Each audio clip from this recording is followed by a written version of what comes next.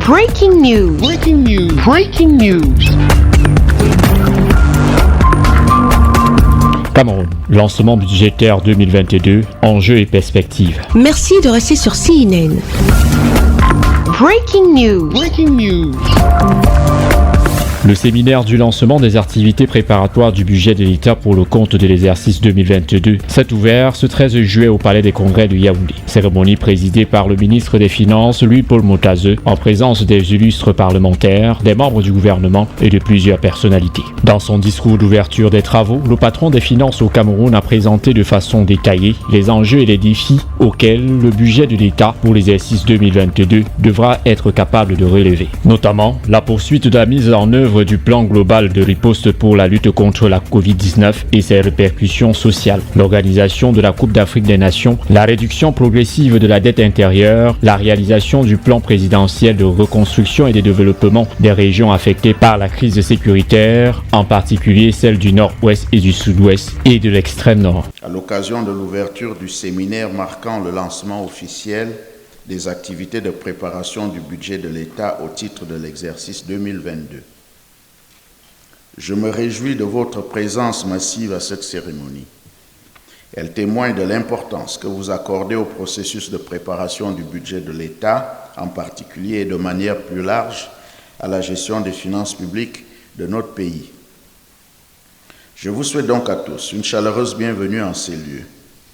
J'y associe l'expression de ma profonde gratitude à l'endroit des membres du gouvernement qui, par leur présence, ont accepté de rehausser l'éclat de cette cérémonie. Cette reconnaissance, je veux également la formuler à l'endroit de nos distingués invités, membres du Parlement, dont la présence est une marque éloquente de la synergie positive qui existe entre l'exécutif et le législatif au Cameroun. J'en veux pour preuve la dernière édition du débat d'orientation budgétaire qui, par la qualité et la pertinence des échanges, a permis de magnifier cette belle et étroite collaboration. Qu'il me soit enfin permis de saluer et de remercier les représentants des partenaires techniques et financiers du Cameroun qui, à travers des appuis multiformes, accompagnent inlassablement les pouvoirs publics dans l'implémentation de la politique de développement économique, social et culturel pour une croissance inclusive, profitable à tous et à chaque Cameroun.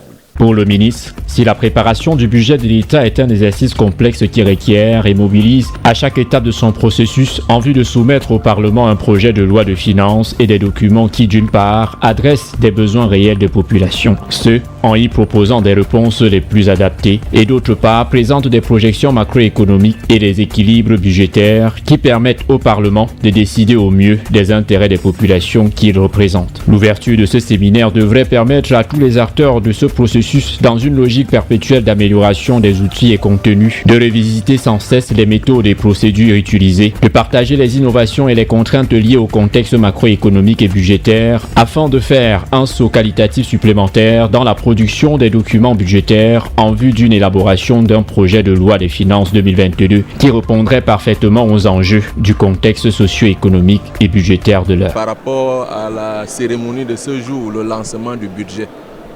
la préparation d'un budget est un exercice complexe parce qu'il fait intervenir plusieurs acteurs, au rang desquels les acteurs politiques, notamment les pouvoirs institutionnels, le Parlement, le gouvernement et les administrations publiques également qui sont impliquées. Il y a les partenaires au développement, il y a la société civile, il y a les entreprises privées et tout le secteur privé d'une manière générale. Il est donc important que lorsque cet exercice est amorcé, il est important de se retrouver pour faire le point d'abord de la manière dont l'exercice précédent avait été préparé et puis de se projeter par rapport à l'exercice qui est en train de démarrer. Donc c'est un exercice très important. Par exemple, même dans une équipe de sport, de football, de handball, lorsque vous avez une compétition, il est important que vous puissiez vous regrouper pour pouvoir mieux préparer C'est la raison pour laquelle ce séminaire traditionnellement se tient après la tenue du débat d'orientation budgétaire. C'est l'occasion maintenant de capaciter les acteurs parce que les administrations publiques, il y a la mobilité. Il y en a qui sont affectés, d'autres vont en retrait, d'autres, il y a même des décès, hélas.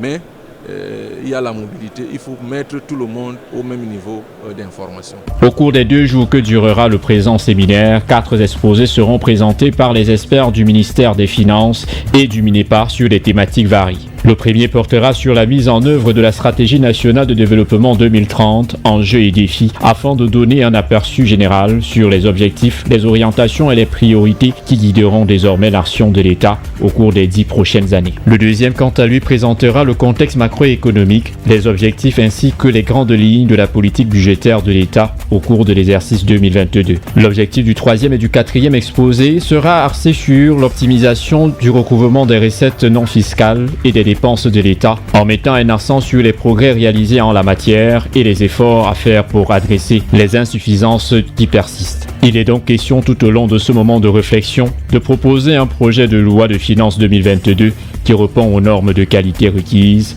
et qui satisfait la grande majorité des populations du pays. Merci d'être sur CNN, la télévision autrement. Les programmes se poursuivent. Retrouvez en ligne toute l'info en continu sur CWeb Info, 100% info, non-stop.